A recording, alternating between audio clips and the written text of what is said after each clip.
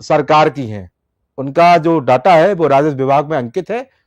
बाकी भले ही उसकी भी जांच चल रही है, पर 406 संपत्तियों को यहां पर बताया गया है कि वो वक्फ और वक्फ बोर्ड की संपत्तियां नहीं बल्कि उत्तर प्रदेश सरकार की जो है संपत्तियां हैं। क्या कहेंगे इस पूरे मसौदे पर, इस मुद्दे पर और वक्फ बोर्ड वाले इस मसले पर? अखिल खान शायद यहां पर संपर्क टूट गया। मैं फिलहाल यहां पर रविंद्र प्रताप सिंह को लेता हूं। रविंद्र भाई क्या बोलेंगे इस पूरे मुद्दे पर? देखिए, जो प्रश्न किया गौरव भाई आपने जी, उससे पहले वक्फ को समझना बहुत आवश्यक है। वक्फ है क्या चीज?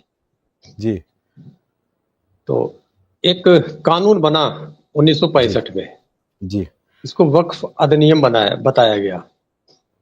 उसका जो काम था, जो उसके उद्देश्यों में लिखा हुआ है जी, कि मुस्लिम धर्म के लोगों के परोपकारी लोगों द्वारा पवित्र उद्देश्य के लिए दिए गए चल अचल संपत्तियां, जी, इसको कहते हैं मुसर्रत उल खिदमत, और देने वाले को कहते हैं वाकिफ।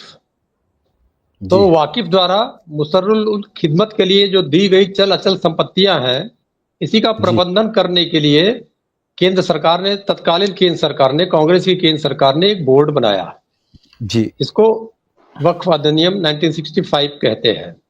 इसमें क्या गलत हो गया, इसमें कहां से गलत आ गया, इसमें कहां से भूमाफिया आ गए? तो अगर आदित्यनाथ कहते हैं कि वक्फ ने भूमाफिया है, तो वो भारत के संविधान से प्रश्न उठा रहे हैं।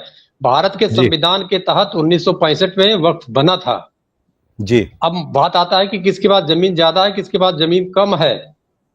तो ये काम तो हमारे सीपीसी कानून के तहत आता है जी। जमीन ज्यादा है तो रेवेन्यू चिन्हित कर सकती है, या सिविल कोर्ट में चले जाएंगे, वहां से चिन्हित हो जाएगा। आप किसी को भूमाफिया कह देंगे क्या? ऐसा कर देंगे तो जिन लोगों ने ट्रस्ट बनाया है, ट्रस्ट के नाम पे 10,000 20,000 एकड़ जमीन ली हुई है, भूमाफिया नहीं है क्या? इसमें धार्मिक स्थल भी हैं, बहुत सारे व्यापारिक स्थल भी हैं। बहुत सारे व्यापारी अपने ही जो पब्लिक यूटिलिटी का पैसा होता है उसको ट्रस्ट में खर्च करके करते हैं, तो वो भूमाफिया नहीं है क्या? या वो माफिया नहीं है, या वो ईडी की रेंज में नहीं आ जाने चाहिए? तो मुझे लगता है कि ये जो वक्फ के नाम पे जो एक बदनामी फैलाई गई है, जो पवित्र उद्देश्य के लिए बना हुआ था, ये भारतीय जनता पार्टी की जो मानसिक दिवालियापन है, उसके पास कोई मुद्दे नहीं है। वो जनता को रोजगार नहीं दे पा रही है, कि किसी प्रकार से महंगाई नहीं कम कर पा रही है, कुछ भी नहीं कम कर पा रही है। तो वो क्या कर रही है? खाली मुसलमान टारगेट की रहेगी, और मोदी जी मुसलमानों के नाम पे चद्दर भी भेज देंगे।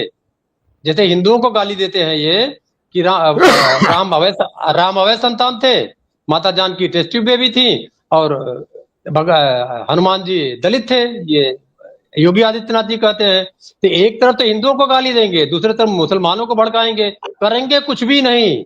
वक्त संशोधन बिल लाए थे, पास तक नहीं हुआ लोकसभा में, तब जेपीसी बनी है गौरव जी जाके, ठीक है, तो लोकसभा में पास भी नहीं करा पाए ये।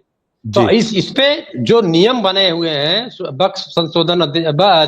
वक्फ अधिनियम 1965, उसके तहत सारा अधिकार दिया जाना चाहिए। जहां ज्यादा कम की बात कर रहे हैं वहां पर रेवेन्यू विभाग को और सिविल न्यायिक सीपीसी लगा के और इन मामलों को किनारे करके हटाना चाहिए। किसी के कहने से, किसी हम कहने प्रेसिडेंट हाउस हमारा है तो हो जाएगा क्या?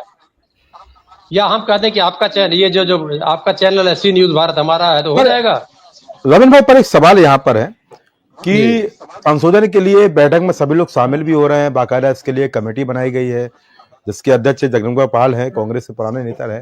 और सबसे बड़ी बात यहाँ पर यह भी है रविंद्र भाई कि कोई संशोधन अगर होने जा रहा है, अगर वक्फ संपत्तियां हैं तो उसका उपयोग कैसा हो रहा है, कैसा उपयोग किया जाना चाहिए, और अगर कोई निश्चित रूप से यहाँ पर अवैध रूप से कब्जा किए है तो उसका भी यहाँ पर निस्तारण होना चाहिए, और कोई यहाँ पर वक्फ की संपत्ति पे काबिज है तो उसको भी यहाँ पर छुड़ाकर वक्फ को दिया जाना चाहिए। तमाम विषय इस मुद्दे पर रखे गए हैं।